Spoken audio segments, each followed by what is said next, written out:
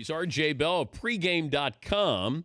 He joins us now. RJ, good to have you on this morning. Why did Vegas take the Florida State Notre Dame game off the board? It's simple math. Is 90+% of the bets, Dan, on any game happen on game day, and sometimes even 95+. So with so much uncertainty like there is right now about will Winston play, it really doesn't make sense because you're not going to get a ton of action anyway before game day. Is by putting that number up, you're really risking if someone gets inside information or if you get lopsided action, why not wait till the night before or the morning of? And once you're certain if he's going to play or not, that's where you're going to get most of the action anyway.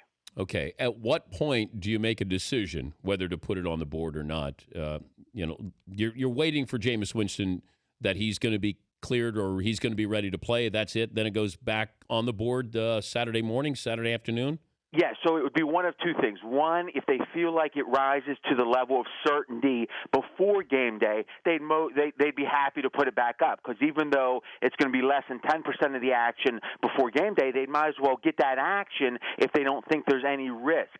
But if it comes game day and they still feel like there's uncertainty, they will put the number up at that point and usually put it somewhere between, let's say, for example, they think it's 50-50 come Saturday. Well, with Winston, they'd be favored by about 10.5. That's the estimate. That's what the number was before they took it down. Florida State favored by 10.5. Without Winston, they'd be favored by 3. So and that's an estimate, but that's an interesting range to think about. He's worth over a touchdown, and that's as much as anyone in college football. Well, what they would do if they thought the odds were 50-50 if he's going to play is make it somewhere in between, like 7. So that would build into the price that 50-50 uncertainty about him playing or not. Now, if they thought it was 90% he was going to play, extremely likely come game day, but not certain, maybe they make the line like 9.5 or 10, and it comes down just a little bit to account for the fact that there's a small chance he may not play.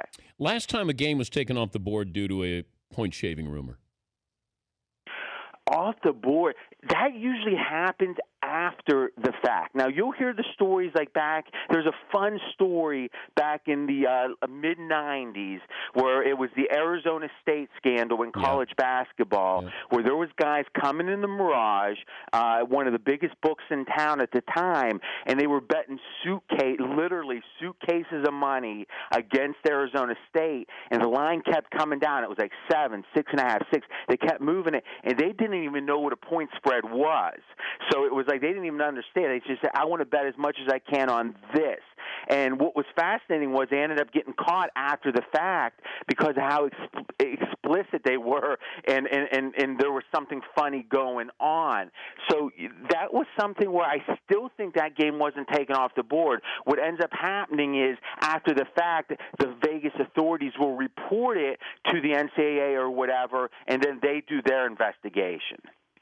Vegas took a bad beat on the NFL this weekend, huh?